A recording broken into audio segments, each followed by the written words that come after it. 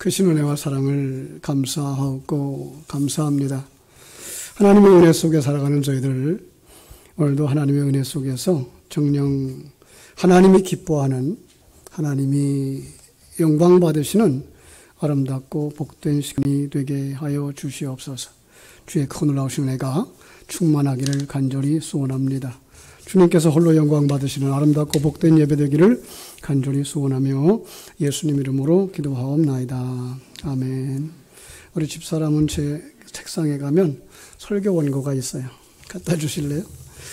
3월의 그 표를 한번 같이 외워보겠습니다. 3월의 표를 우리 주보 기도 제목란에 있는데요. 우리 한번 같이 읽겠습니다. 평범한 일상이 회복되게 하소서. 평범한 일상이 회복되게 하소서. 우리가 한번 기도하겠습니다. 하나님 우리 아버지 크신 은혜를 감사드립니다. 이렇게 코로나19로 말미암아서 어려지럽고 혼탁한 이러한 시대들이 되었습니다. 하나님이 기뻐하시는 삶을 위하여 간구하며 또 이렇게 정말 금년도 하나님 우리가 회복되기를 원합니다. 주여 이제 회복되게 하소서 부르짖어 기도하면서 1월 달에 우리가 기도가 회복되어지기를 간절히 열망했고 또 2월 달에는 우리가 말씀의 능력이 회복되어지기를 간절히 열망했으며 또 이렇게 3월 달은 우리 평범한 일상이 회복되게 하소서라고 아버지 하나님 마음을 청하고 이렇게 귀한 은혜를 같이 말씀으로 나누게 되어졌습니다. 오늘도 에녹의 삶을 통해서 하나님이 이번 에녹에게 베풀어 주셨던 놀라운 은혜가 무엇인가를 다시 한번 깊이 묵상할 수 있는 시간이 되게 하여 주시고 그 속에 담아주신 하나님의 놀라운 진리가 에녹에게만 적용되어지는 삶이 아니라 바로 우리에게 적용되어지는 아름답고 풍성한 삶이 되어지기를 간절히 소원하는 시간, 하나님 하늘문을 여시고 은혜로 채워 주시옵소서. 예수님 이름으로 기도합니다. 아멘. 어떤 분이 이런 글을 썼어요. 제가 글을 인용할게요. 손정호 목사님이라고 하는 분이 쓰신 글인데요. 평범한 일상의 삶이 얼마나 소중한지를 뼈저리게 느끼는 코로나19 전염병의 위험 속에 살고 있습니다. 코로나19가 발생하기 전에는 여행하는 것이나 사람들이 모여서 식사하고 만나서 반갑게 이야기하는 것들이 자연스러운 일상이었습니다. 그런데 1년이 가까운 세월을 이런 일상적인 일들을 어려워졌어요. 처음에는 곧 끝나겠지 생각했는데 코로나의 공포가 해를 넘겨서 지금까지도 지속되고 있습니다. 코로나19로 인해서 좋은 점도 있다고 말합니다.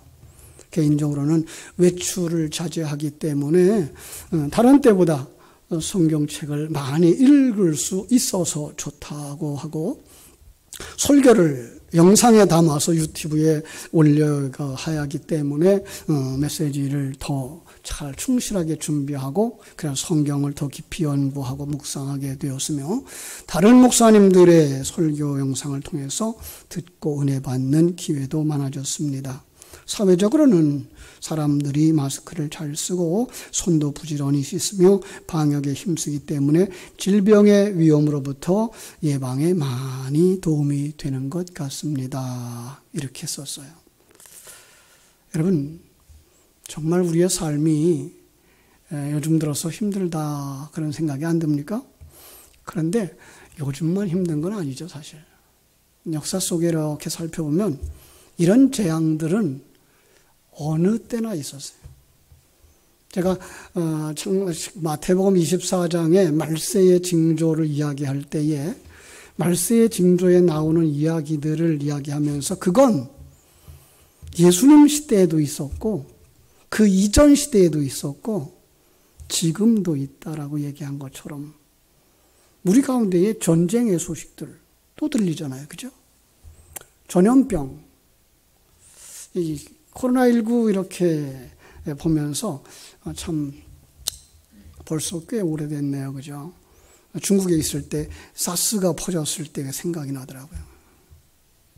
참 중국은 그 당시만 해도 굉장히 강하게 억제를 했어요. 지금도 마찬가지입니다만은 도로마다 바리케이트를 치고 무장경찰들이 다 막았어요. 사람들을 절대 움직이지 못하게 했어요. 예배당 예배 절대 문 닫고, 이제 지혜로운 구역장들은 이제 자기들 구역의 식구들을 데리고 산에 나가서, 야외에 나가서 예배를 하기도 했죠. 전염병 언제나 있었어요.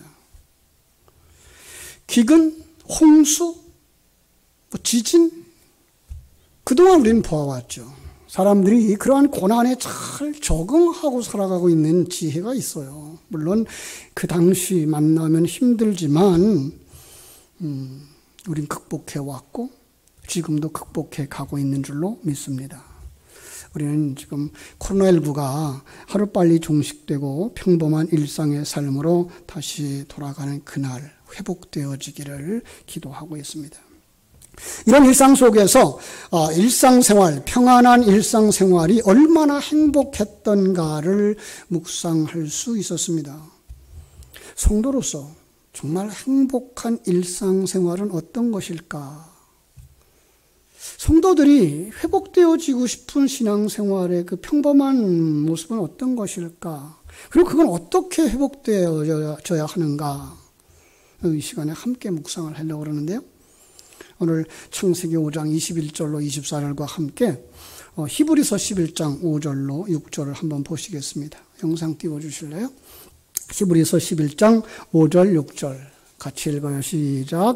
믿음으로 에녹은 죽음을 보지 않고 옮겨졌으니 하나님이 그를 옮기심으로 다시 보이지 아니하였느니라. 그는 옮겨지기 전에 하나님을 기쁘시게 하는 자라 하는 증거를 받았느니라. 믿음이 없이는 하나님을 기쁘시게 하지 못하나니 하나님께 나아가는 자는 반드시 그가 계신 것과 또한 그가 자기를 찾는 자들에게 상 주시는 이심을 믿어야 할지니라. 아멘. 이 말씀은 에녹에 대한 하나님의 평가죠. 그리고 우리들에게 요구하시는 하나님을 기쁘시게 하는 삶을 살라고 하는 요구 상황이기도 한 거죠. 한번 물어볼게요. 여러분들은 에녹에 대해서 얼마나 잘 아십니까? 신앙생활을 오래 하신 분들, 또 연세 많으신 어른들은 부흥회를 하면서 에녹처럼 죽지 않고 천국에 가자 이런 설교들 많이 들으셨을 텐데 성경에 익숙하지 않은 분들은 그 사람 누구죠? 왜요? 성경에 자주 나오질 않거든요. 그런데요, 에녹의 지금 오늘 창세기 5장에서 보면 아담의 7대 손이었어요. 아담, 그 다음에가 셋이고, 그 다음에 에노스고, 게난이고, 마할랄렐이고, 야렛이고, 야렛이 에녹을 낳았어요. 그래서 7대 손이죠. 그래요.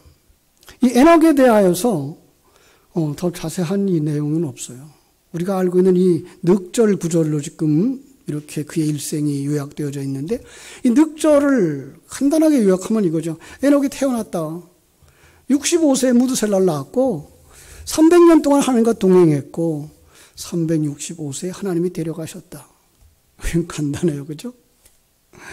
이 사람은 하나님을 위해서 어떤 특별한 일을 했다라는 기록이 없어요. 그죠?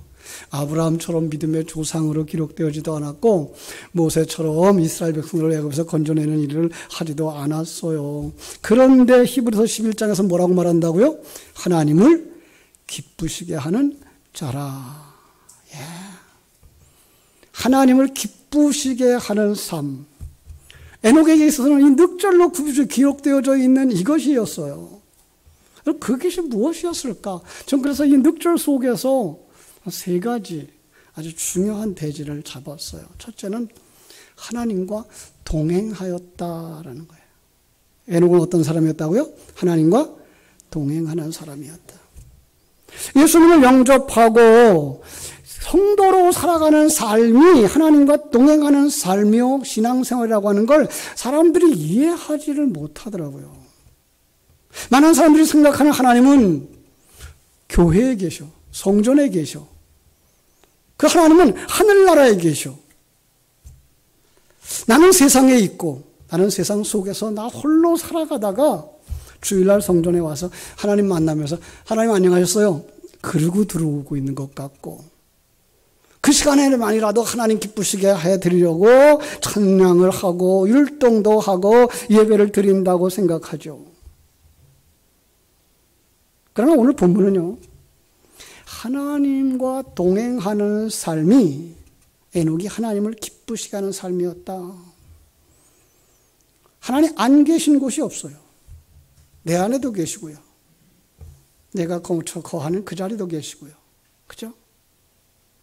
집에도 계시고요, 교회도 계셔요.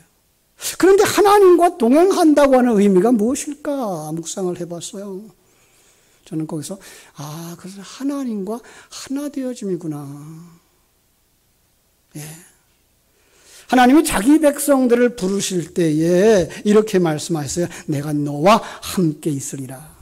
여호수아서 1장 5절 6절을 한번 보시겠습니다. 같이 읽어볼까요?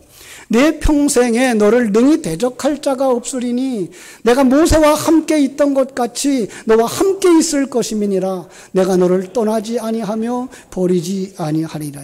그죠? 담대하라. 내가 너를 그들의 조상에게 맹세하여 그들에게 주리라 한 땅을 이 백성에게 차지하게 하리라. 내가 모세와 함께 있던 것과 같이 난 모세와 함께 있었어. 난 너와도 함께 있겠다 약속하셨죠. 하나님 모세를 부르시면서 약속하셨고요. 그리고 모세의 생애 속에 보면 하나님이 그와 함께 하셨어요. 그런데 여호수아에게 약속하는 거예요. 그래서 이 동행이다라고 하는 말은 하나됨이라는 말로 정리해 볼 수가 있는 거죠. 에녹은 하나님과 하나됨을 누리는 참 성도의 모습을 가졌다. 그죠? 여러분, 이건 에녹만 그런 게 아니라 성도라면 누구나 다 하나님과 동행해야 되는데 그 하나님과 동행하고 있는 그 근본 뿌리 속에 누가 있다고요? 내가 하나님과 하나 되어졌다라는 거예요.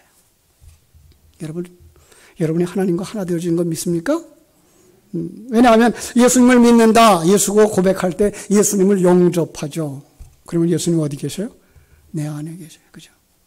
나는 하나님의 생명으로 태어나 하나님의 생명이 나의 생명이 되고 나는 하나님의 생명에 의한 삶을 살기 때문에 그걸 뭐라 그런다? 하나됨이라고 말한다. 그런데 사단이, 세상이 우리에게 하나님과 하나됨을 망각하도록 만든다고요. 마치 철로역정의 기독교를 유혹하는 세상처럼 보이는 것 가지고 증명해 보라는 거예요. 하나님이 영이신데. 그 하나님 어디 계시니? 하나님 너와 함께 있다면 네 모습이 뭐니? 너무 대단해 보이지도 않는데. 이 유혹, 이 영적 싸움에서 승리하려고 그러면 어떻게 된다고요? 하나님의 전신갑주를 입어야 되죠. 그죠? 기도로 무장해야 되죠. 말씀으로 무장된 성도, 신령한 눈이 열리는 성도는 새벽부터 시작해서 말씀의 격려와 인도를 받으면서 하나님과 손잡고 가는 누림을, 동행을 누리는 성도들인 줄로 믿습니다. 더 나아가서 동행이라는 말 속에는요, 하나님의 뜻이 무엇인지 아는 삶을 사는 거다. 하나님과 하나 된 사람의 특징, 그건 뭐예요? 그 사람은 하나님의 뜻을 알게 된다. 하나님의 뜻을 아는 사람. 또 다른 표현은요, 하나님께 소속되어진 사람이다라는 뜻인 거예요. 그래서 말할 수 있어요. 하나님과 동행하는 삶, 하나님과 하나 된 삶을 사는 것은 하나님께 소속된 하나님의 자녀들만 누릴 수 있는 특권이다. 우리의 시민권은 어디에 있어요? 하늘에 있다고요. 예. 여러분, 미국이라고 하는 나라가 왜 존경받습니까? 미국에서는 자기 그 백성 한 사람 한 사람을 얼마나 소중히 여기는지, 그 사람의 생명을 구원하기 위해서 국력을 다 쏟을 만큼 이 세상 속에서 보여주는 힘이죠. 그런데 그 힘이 누구에게 있다고요? 우리 하나님에게 있다고요. 그죠? 그 특권, 성도된 그 특권, 하나님을 뜻을 아는 거예요. 그 안다고 하는 것은요, 그냥 지식적인 정보를 아는 정도가 아니고요, 전인격적인 경험을 통해서 아는 거예요. 에녹은 철저히 하나님께 소속된 삶을 살았습니다. 하나님과 친밀한 관계 속에서 하나님의 뜻을 알았고요. 하나님 뜻을 알면서 더욱 하나님을 사랑하는, 그리고 하나님과 동행하는 삶을 살았습니다. 여러분, 그 삶을 또 다른 표현으로 이렇게 말합니다. 하나님의 생명으로 산다. 어떤 생명으로 산다? 하나님의 생명으로 산다. 요한일서 5장 11절 12절 보여주시겠습니다. 같이 읽어요. 또 증거는 이것이니 하나님이 우리에게 영생을 주신 것과 이 생명이 그의 아들 안에 있는 그것이니라. 아들이 있는 자에게는 생명이 있고 하나님의 아들이 없는 자에게는 생명이 없느니라. 아들이 어디 있어요? 내 안에. 예. 그게 뭐예요? 하나님의 생명.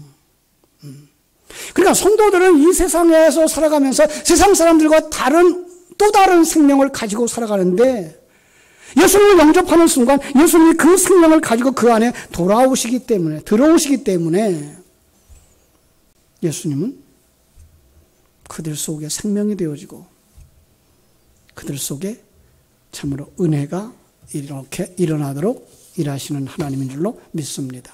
그렇죠? 그뿐만 아니라 평범하게 사는 이 에녹의 삶의 두 번째 특징은요, 오늘 본문 5장 22절이 보여줘요. 무드셀라를 낳은 후 300년 동안 하나님과 동행하며 자녀를 낳았다. 몇 년 동안 살았어요? 300년 동안. 예. 근데 300년 동안 자녀를 낳았대요. 요즘 우리나라 형편에 인구가 감소되고 있어서 참 안타까워들 하고 있는데, 옛날에는 두 사람이 만나 부부가 되면 자녀를 몇 줌 뒀나요? 여러분 형제 보면 알죠, 그죠? 저희 형제도 7남매예요, 그죠? 근데 우리 이웃집 그 영감님 가족은 11이었어요. 보통 2년, 3년 터울로 이렇게 자녀를 낳았어요. 그런데 3년 터울에 한 번씩이라 그러면 300년 동안 자녀를 몇 점 낳았을까요? 마치 창세기 1장에서 하나님이 복을 주시면서 생육하고 번성하고 땅에 충만하라 했던 것처럼 자녀를 많이 두었는지도 모르겠어요. 육신의 자녀를 많이 두는 것도 복이지만 여기서 우리는 조금 더 영적인 의미로 들어갈 수 있죠. 어떤 의미죠? 영적인 자녀를 두는 삶을 살았다. 그렇죠? 그렇습니다. 에녹은 그의 생애토록 영적인 자녀를 두고 살았어요. 성경이 말하고 있는 자녀를 많이 둘 것이다, 생육하고 번성할 것이다 라고 하는 말이 영적이라는 의미를 이렇게 찾아볼 수 있거든요. 하나님께서 창세기에 보면 아브라함을 불러놓고 아브라함에게 약속하시죠. 뭐라 그래요? 내가 너를 가리켜서 맹세하노니 네가 이같이 행하여 내 아들 내 독자를 아끼지 아니었은즉 내가 네게 큰 복을 주고 내 씨가 어떻게 된다고요? 크게 번성하여 하늘의 별과 같고 바닷가의 모래와 같게 많게 하리라. 그래서 내 씨가 그 대적의 문을 차지하리라. 얼마큼 낳는다고요, 자녀를? 하늘의 별과 같이, 바닷가의 모래알과 같이. 이삭에게도 그렇게 말씀하셨어요. 창세기 26장에 보면 네 자손을 하늘의 별과 같이 번성하게 하며 이 모든 땅을 네 자손에게 주리는 네 자손으로 말미암아 천하 만민이 복을 받으리라. 그런데 성경은요, 아브라함의 아들 몇 사람이라고 얘기를 해요? 이스마엘? 그도 네 아들이 아니야. 그들과 함께 낳은 육형제? 네 아들 아니야. 누구만 아들이에요? 이삭만 그래요. 어떻게 이삭만 보고서는 하늘의 별과 같고 바닷가의 모래알과 같다 말할 수가 있겠어요? 하나님 거짓말했나요? 우리 하나님 거짓말 하시는 분 아니에요. 갈라디아서 4장 22절로 31절에 보면 영적인 의미, 영적인 자녀들을 의미하고 있었다는 것을 밝히 알려주고 있습니다. 사랑하는 성도 여러분, 에녹의 삶, 물론 육신의 자녀를 많이 두었을 거예요.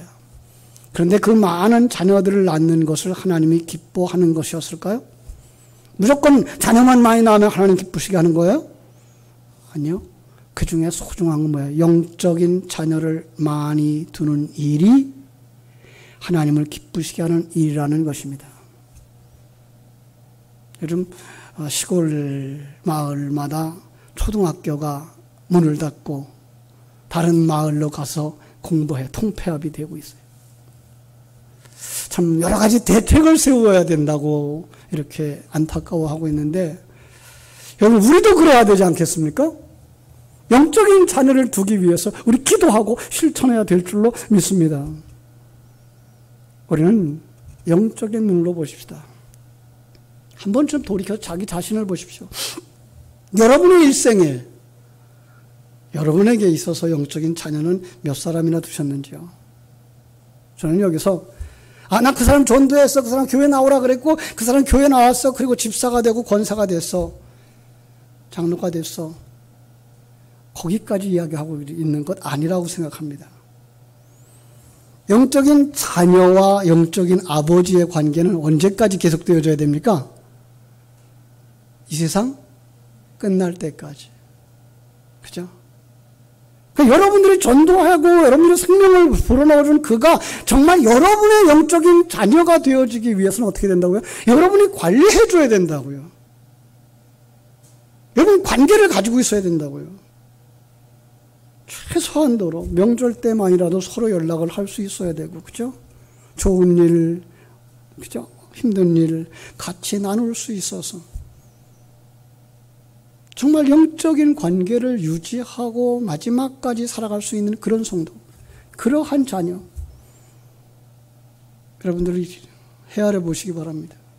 없다면 이제라도 그런 영적인 관계를 가지시고 그 자녀를 많이 두는 하나님 기쁘시게 하는 성도들 되시기를 주님의 이름으로 축원합니다. 에녹이 하나님을 기쁘시게 할 수 있었던 세 번째 이유는요, 오늘 주보에 이렇게 말씀을 제가 드렸어요. 뭐라고 되어 있는가 하면은 종말을 알고 대비하는 삶을 사는 것이다 그랬어요. 심판의 경고를 가슴에 새기고 살았다는 거죠. 오늘 본문에는요, 그 많은 아들들의 이름들을 기록하지 아니하고 오직 한 사람의 이름만 기록하고 있어요. 이름이 누구예요? 무드셀라. 그죠? 그가 제일 훌륭해서 그럴까요? 아니요. 하나님은 그 아들의 이름에 영적인 의미를 담아주셨기 때문에 성경에 기록한 것이라는 거예요. 여러분 기억하십니까? 그 아들의 이름이 무드셀라.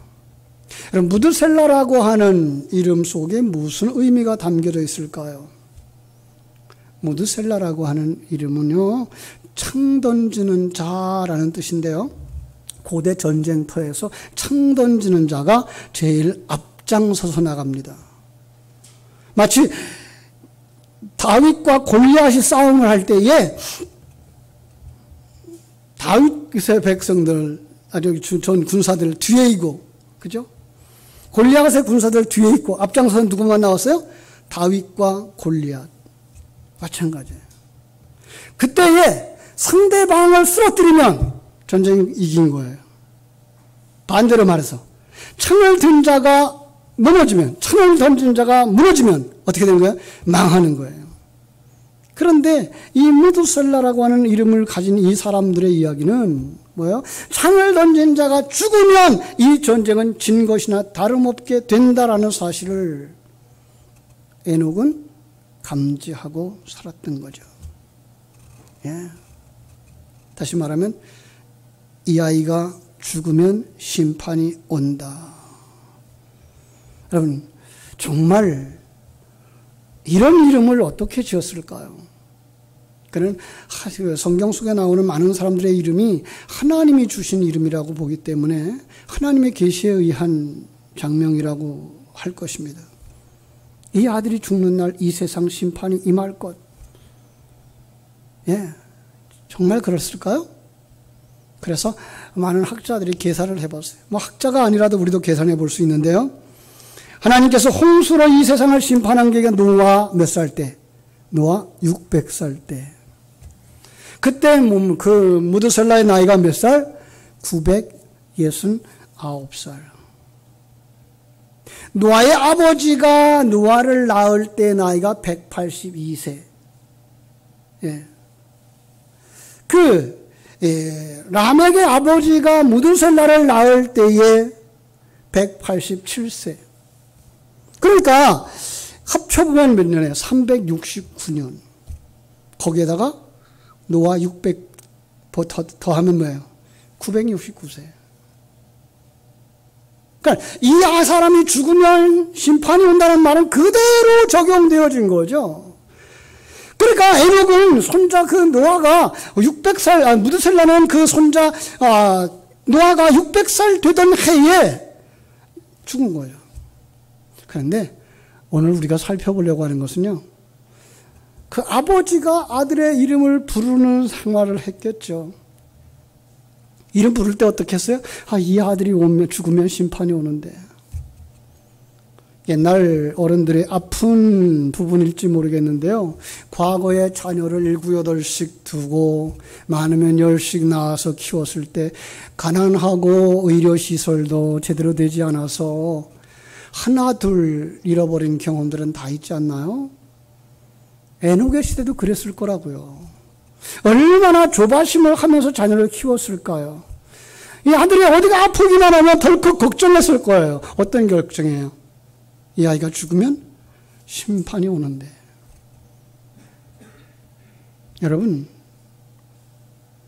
여러분들의 사정이 이렇다면 어떻게 살까요? 성경 속에 그 심판을 대비하면서 살았을 거다라는 의미를 주고요. 성경 속에서는 우리에게 그 날을 대비하면서 살아야 된다라는 이야기를 여러 번 해주고 계시죠. 마태복음 25장에 가보면요, 10명의 처녀가 신랑을 맞이하러 나갑니다. 그죠? 열대지방은요, 멀리 이동해서 갈 때는 밤에도 가고 대부분 낮에는 잘 이동하지 않아요. 그래서 사람들이 낮에도 기다리고 밤에도 기다렸어요. 그죠? 자, 그런데 밤이 되었습니다. 신랑을 맞으러 나가려 했어요. 등을 준비했어요. 기름 준비했어요. 사람 목소리만 들리면 신랑이 오나? 짐승들만 부스럭거려도 신랑이 오나? 이게 에녹의 삶이었다는 거죠. 이게 참으로 우리 성도들의 평범한 일상 속에서 항상 준비해야 되는 그 삶의 모습인 거예요. 그런데 신랑이 오나? 라고만 생각하는 것이 아니라 그들 손에 뭐가 준비되어져 있어야 돼요? 등과 기름이 준비되어져 있어야 되는 거죠. 5명의 안타까운 이야기 우리 알잖아요. 신랑이 왔어요.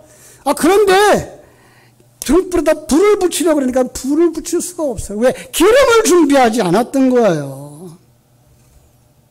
그래서 그 밤에 마을로 돌아갔죠.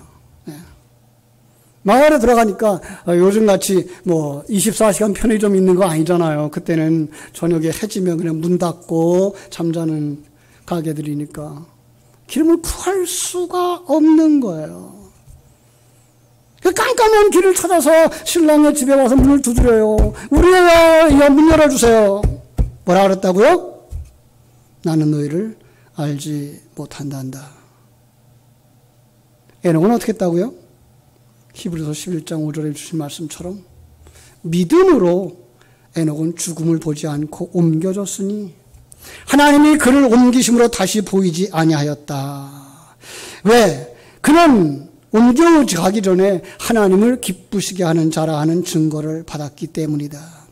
믿음의 사람, 하나님을 기쁘게 하는 사람으로 인정받았던 거예요. 그는 등과 기름을 준비한 사람이었던 거예요. 등이 무엇입니까? 기름을 담는 그릇이에요. 그럼 기름은 뭡니까? 성경이 늘 이야기하고 있는 성령의 기름이에요. 성령의 기름은 무엇을 말합니까? 그 안에 담아준 진리를 이야기하는 거죠. 그렇습니다. 에녹의 일상생활 속에서 무드셀라 아들의 이름을 부르면서 가졌던 영성이 바로 여기에 있습니다. 사랑하는 성도 여러분, 3월 한 달, 아니 우리 남은 생애토록 우리 신앙생활 속에서 에녹처럼 하나님을 기쁘시게 하는 일상으로 돌아갈 수 있게 되기를 주님의 이름으로 축원합니다. 제가 새벽에 말씀을 하면서 설교하면서 어떤 분이 정리해 놓은 하나의 문장을 가져다가 한번 드렸는데 너무나 잘 돼 있어서 제가 이 시간에도 다시 한번 그 말씀을 드릴게 기억해 주셨으면 좋겠습니다. 말씀의 길에서 하나님을 알고, 기도의 길에서 하나님을 만나고, 순종의 길에서 하나님을 누린다. 우리 한번 따라해 볼까요? 말씀의 길에서 하나님을 알고, 기도의 길에서 하나님을 만나고, 순종의 길에서 하나님을 누린다. 2021년 주여 회복되게 하소서 간구할 때 기도가 회복되게 하시고, 말씀의 능력이 회복되게 하시고, 이거 지속적으로 묵상하면서 살아가는 삶 속에 하나님과의 동행, 그리고 영적인 자녀를 낳는 삶, 그리고 나의 생의 마지막을 준비하는 삶을 살아 하나님을 기쁘시게 했다고 하는 에녹처럼 하나님의 사랑과 하나님의 데려감을 받는 여러분 되시기를 주님의 이름으로 축원합니다. 기도하겠습니다.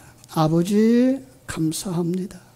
무엇이 관대 저희들을 이처럼 사랑해 주시고 은혜 입혀 주셨는지요. 정말 우리는 타락하고 죄악에 빠져서 참 하늘나라를 바라다 볼 수 없는 사람들이었어요. 그런데 불구하고 하나님 찾아와 주셔서 우리 가운데 임하심으로 말미암아 우리가 하나님의 자녀가 되어졌고, 우리의 일상생활 속에서 하나님과 동행하기를 원하시며, 그 속에서 내가 가진 그 생명 충만되어져 또 다른 자녀들, 영적 자녀들을 낳기를 소원하시며, 그리고 이 세상이 길지 않아 그 남은 기간들을 준비하면서 하나님을 기쁘시게 하고 하나님 앞에 사랑을 받는 자로 세워지기를 원합니다.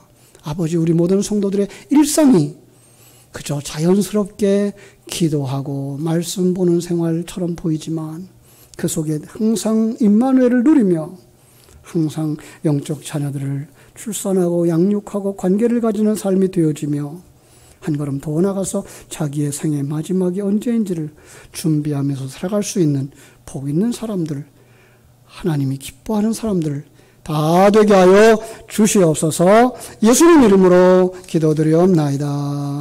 아멘.